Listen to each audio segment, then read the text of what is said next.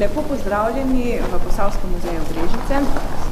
Mi smo zelo veseli vašega obiska, sploh ob mednarodnem dnevu gluhih in naglušnih. Vas lepo pozdravljamo. Za vas smo pripravili eno tako kratko vodstvo po naših razstavah.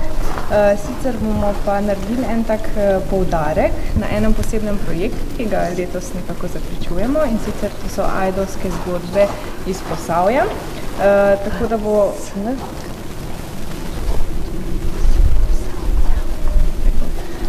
da bo v bistvu en tak poudarek predvsem na tem delu, sicer malce poseben, ker bomo izpostavili te lončene posode, ki so jih izdelovali v tistem času.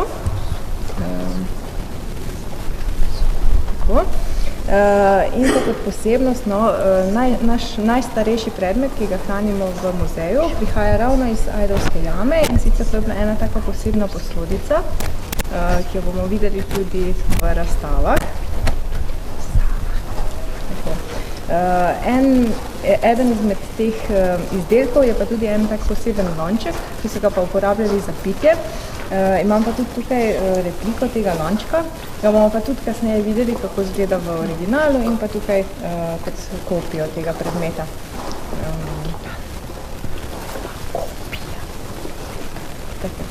Tako da mogoče lahko zdaj najprej kar tole izpostavim. Prej sem omenila tole posodico. To je zdaj takole izgleda. Ta posodica naj bi bila posodica enih takih posebnih namembnosti. To se pravi, da so jo uporabljali v posebne namene, lahko kot dišavnico ali pa morda kot kadilo, ker ima tukaj le zgoraj eno odprtino. In pa tukaj le na vsakih stranih tudi take odprtinice, ker je bilo verjetno to na nekaj obešeno, zato izgleda tako. V originalu morda še malce manjša, bomo potem videli gor v vitrini. Evo, in pa tale ajdovski lonček, to je pa takšnega skodelica. Zdaj tale pripravljena za uporabo, to se pravi, da se uporablja tudi kot za pitje, lahko se notri natoči tekočina, karkoli, ker je pač pripravljena s posebno glazuro in te glinene posodice ne poškoduje. Ki smo ga pa v bistvu povezali s tem imenom Ajdi, tako da ni nujno, da so vsa ta najdišča iz istega obdobja. Lahko gre zgolj za poimenovanje.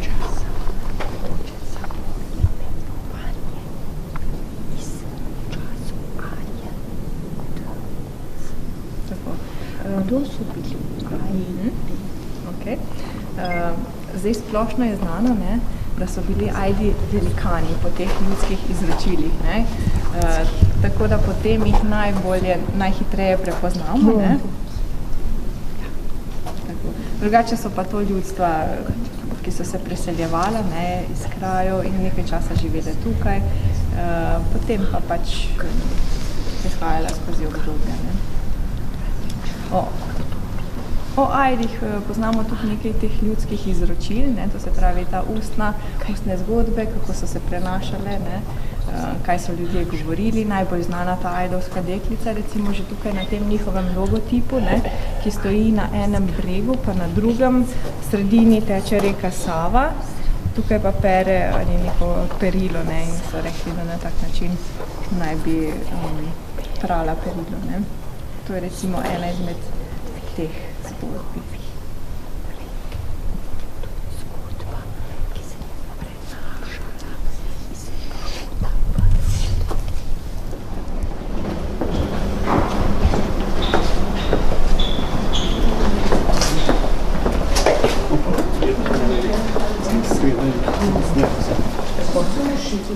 Evo, zdaj sem vas pripeljala v razstavo, ki se sicer imenuje Okus.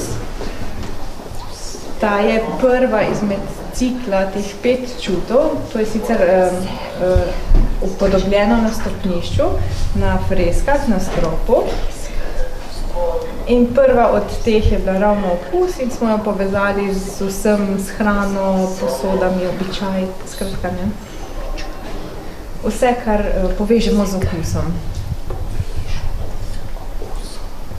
Zdaj pa kot splošno naš muzej pokriva kar nekaj različnih področij, od zgodovine, tehnologije, umetnostne zgodovine in tudi arheologije, zato so tukaj zbrani predmeti iz vseh teh področij. Ne? In mi smo se tukaj pri tem arheološkem delu in ga povezujemo torej z Ajdi. Tako, in tole je ravno primer Ajdovske jame. Na fotografiji vidite sicer en tak bežen pregled te jame, ki je sicer dostopna tudi za obiskovalce, ampak v določenem času, to se pravi, mislim, da ravno po zimi ne bom čist sigurno trdila, ker notri še živijo eni prebivalci in sicer to so netopirji. In takrat, ko imajo oni svoje rituale, je jama zaprta za obiskovalce. Tako, ali se parijo in se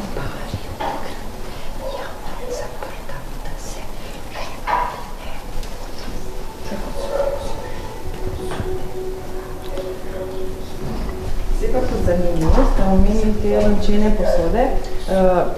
Izdelali so jih predvsem ročno, to se pravi, vse so oblikovali z rokami, ker takrat vretena še niso poznali. Tako da je bilo z rokami oblikovane posodice, ne, take na nogah, od skodelic, skratka različne od teh. Kot zanimivost pa še, kaj so takrat pravzaprav jedli. Zelo pač poznali so pšenico, to se pravi pšenica, žita so bila ena od teh živil, ki so jih gojili in tudi potem za hrano uporabljali. So pa na teh posodah tudi analize maščob, recimo tudi kot primer teh živalskih masti. Sicer svinine takrat ni bilo toliko veliko, ne? Vse ostalo je pa že bilo, ne? Je bilo pa pač meso, seveda, ne tako zelo gosto.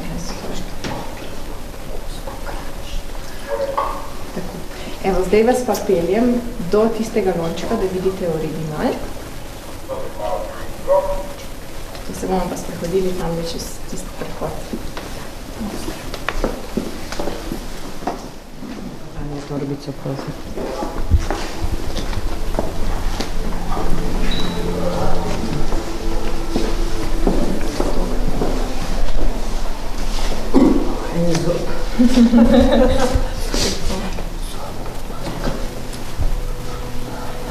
Tole je pravzaprav, preden pridemo do lončka, okostje jamskega medveda, ki je pa tudi živel v Ajdovski jami.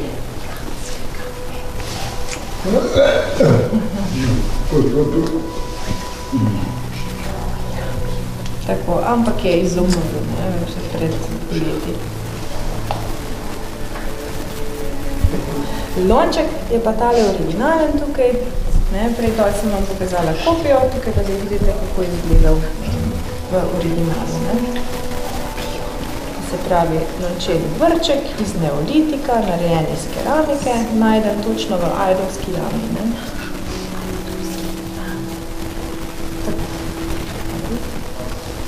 To je toliko za tukaj, zdaj pa se v bistvu sprehodimo še zgornje nastopje, še do tiste male posodice, potem pa vas predajam Boštjanu, da vam še on pokaže še en del, ki se bo pa v bistvu navezoval tudi nekaj žita, pa nekaj pri nas pa.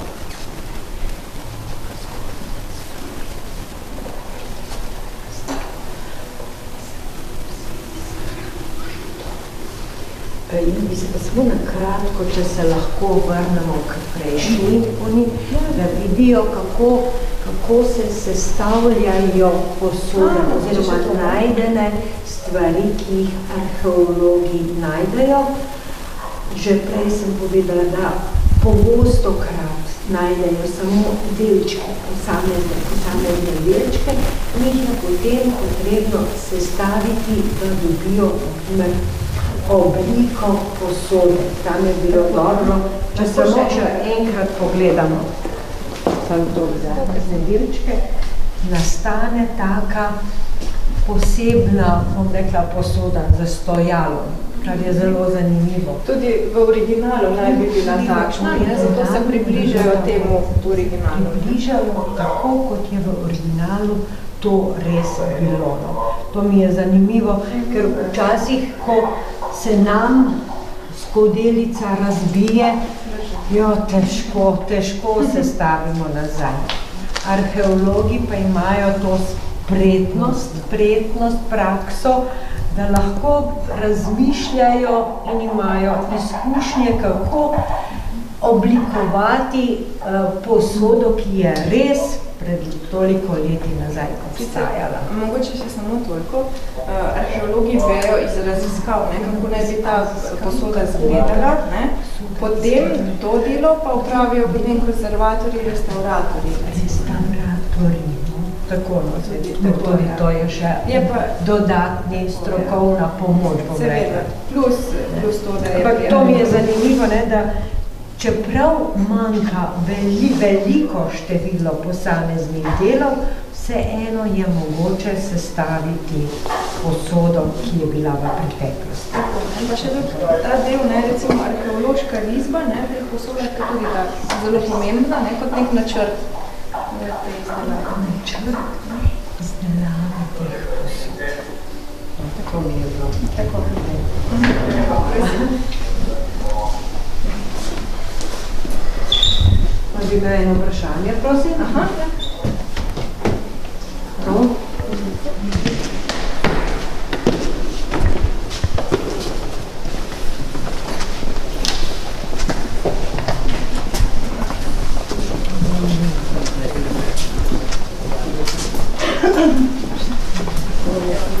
Pa v bistvu pri tej vitrini in pri tem najstarejšem predmetu. Zdaj pa kot zanimivost, tule, če ste opazili, sta dve takšni QR kodi. To je.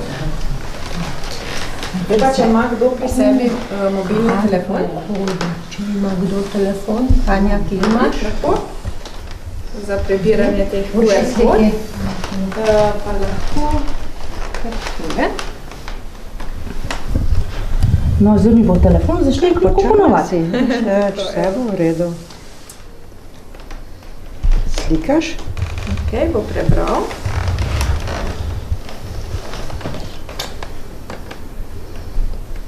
Bum!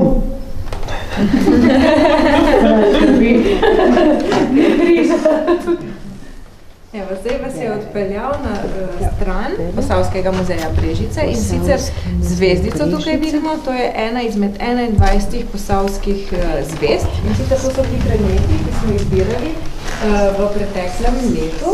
To se pravi, nekaj od teh tudi obiskovalci, drugi ljudje. In tukaj zdaj lahko preberete podrobno podatke točno o tej posodici, zakaj se je uporabljala, imate prikaz 3D predmeta, in vse pač interne vsebine, ki drugače tukaj niso nikoli objavljene, tukaj imate zdaj podatke. Sem da pridem do signala. Ja, no. Mi še skozi loading piše. Zato, ker je tam en posnetek, mogoče še sem mečken gor pa dol, znači druga ne pokaže. No. Aha, pa še... Aha, bo. Evo, zdaj lahko še mečken gor. Tako, evo, in zdaj je tam konkreten opis, in piše, da gre za lončeno posodico, pomembnih namembnosti, točno kdaj je bila najdena in pravzaprav res najstarejši predmet.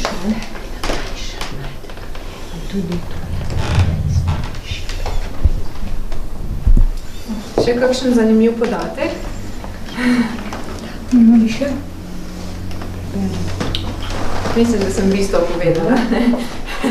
Če je kaj takega, preberi. Bom jaz držala, ti pa beri. Ne vidiš?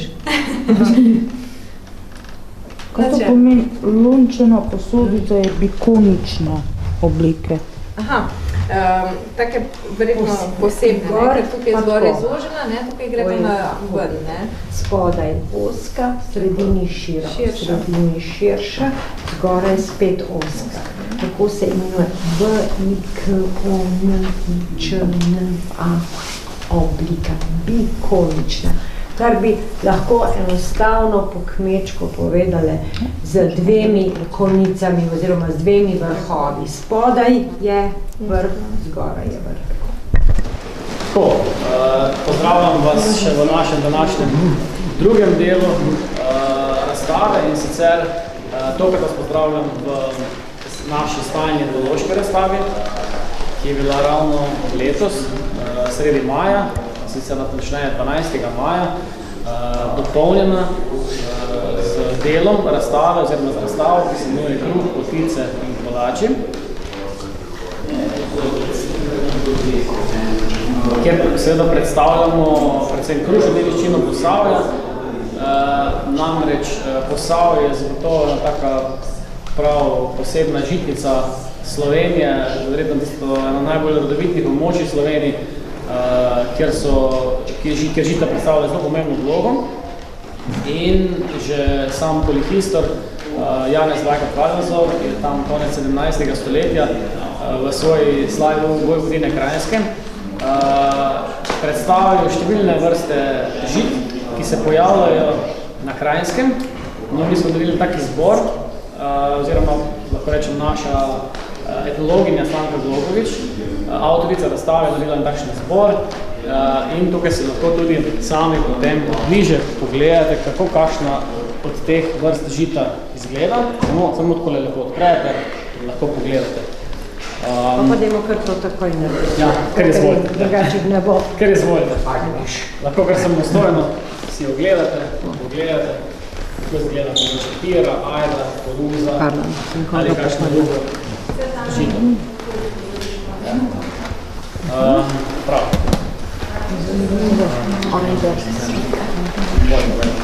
Šta ta je razlika? Tritikala? Tritikala. Pa je to? Tritikal? Pa je to, da je možito? Tritikala. Jak nam to tritikala? Mogoče je to... Je močnejše. Ja, lahko stoji. A ja, ne, še nisem počela. Zanimivo. Ja, viš. Skratka, no, in kot veste, iz Posavja izhaja tudi zelo veliko takšnih značilnih pogač, potic, kruhov, zato smo tudi to malo bolj podrobno predstavili. Vsi ste zagotovo slišali že za bizeljski ajdov kolač. Če ste že videli bizeljski ajdov kolač, kako znate? Če ne, lahko si pogledate tam na desni strani fotografijo. Skratka, izgleda podobno kot potica, vendar je polnjen z skuto, ajdo. Ampak je polnjen skuto, ajdo, testo, ajda. Tako, potem, naprimer, če gremo pa na drug del Posavja, torej v zahodni del Posavja, tam imamo pa na Svibnem, torej nad Radečami, je tudi značilna taka pogača, imenovana Poprtnik. Na fotografiji tamle spodaj, desno.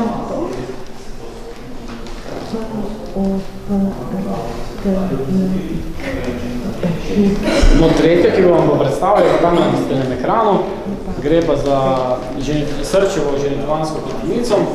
Na tem filmičku izdelava prikazana strani Marjance Dobnika, žal že pokojne, Domaj Zartič, ki je bila prava mojstrica izdelave tovrstne pogače.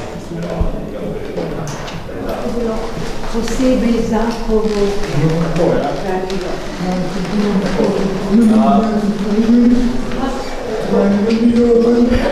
Ja, tukaj v tem delu namreč predstavljamo osrednji prostor v hiši, ki se mu Posavlja reče nastavno hiša, ker je hiša. Čeprav ni imela, naprimer, ena hiša, 2, 3 prostore, ampak glavni prostor se je vedno imenoval hiša. To je bil prostor, kot vidite tukaj, prikazan s tem jedilnim kotom, mizo, zraven so stoli in med njimi so tudi takšni, ki so namenjeni majhnim otrokom. In pa seveda vodkov kot. In pa križev kot je vsak hiša imela. In pa seveda v tem prostoru so bile pogosto takšne zelo pomembne družinske fotografije. Morda recimo kakšna poročna fotografija. Roke, pa tudi fotografije so ostale na tem prostoru. Torej prostor, kjer je družina sprejemala obiske, kjer so največji del dneva preživeli skupaj, se pogovarjali, družili, prehranjevali in tako naprej.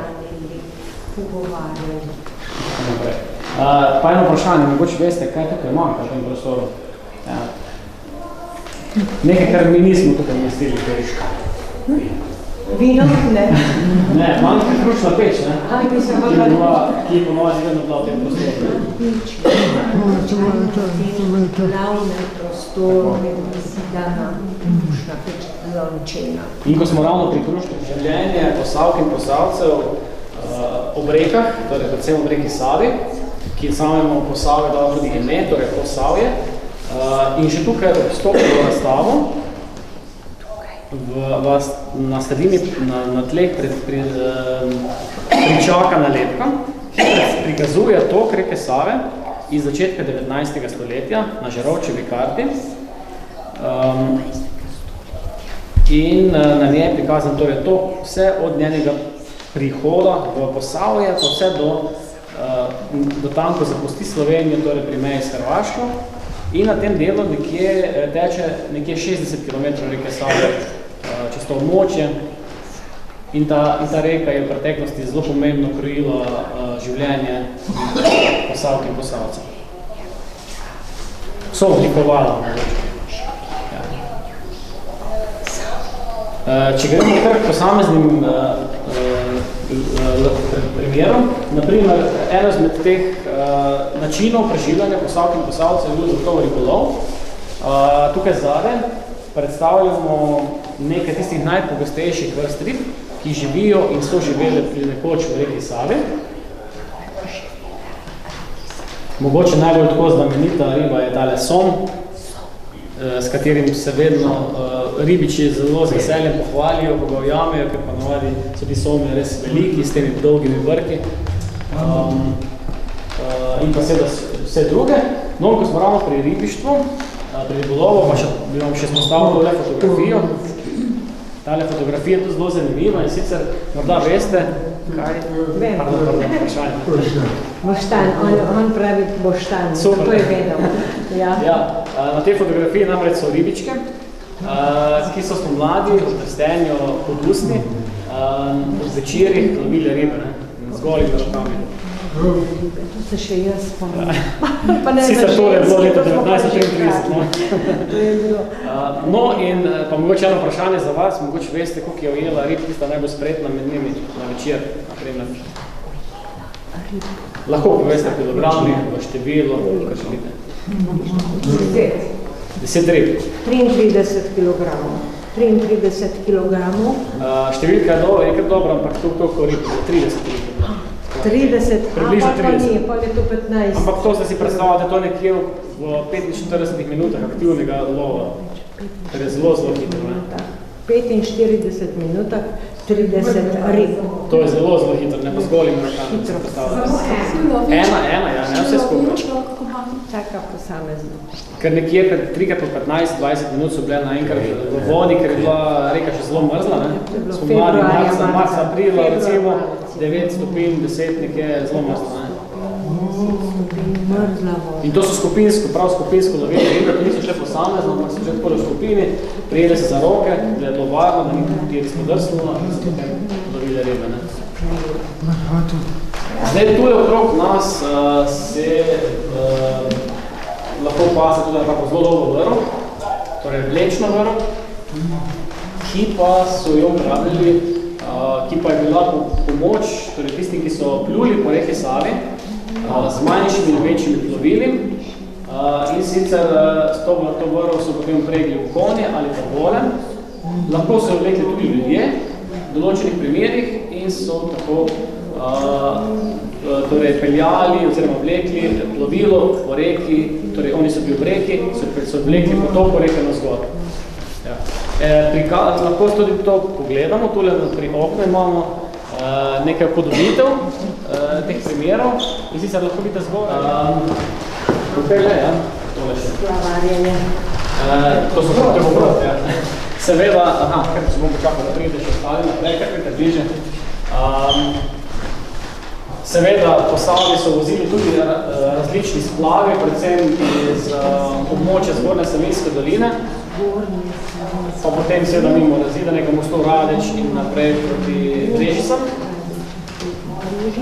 No, na tej fotografiji pa ni splav, ampak je brod, torej rečno plovilo, ki pluje iz levega na desni oziroma obratno breg. S pomočjo takšne jeklene vrvi, ki je povezana med obema bregovoma. No in na tej fotografiji je brod na mostecu,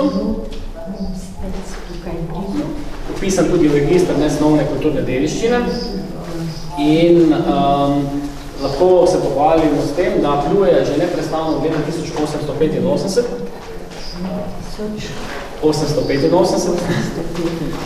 Izjema so samo določeni dnevi preteklosti, na primer, če da je reka pomrznula ali pa poleti, da je bila zelo nizka struga v primeru suše, kar se vedno bolj pogosto dogaja v zadnjem času.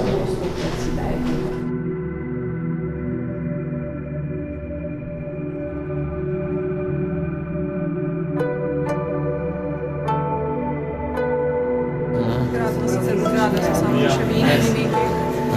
Bila je tudi, Bernarda Žarnik,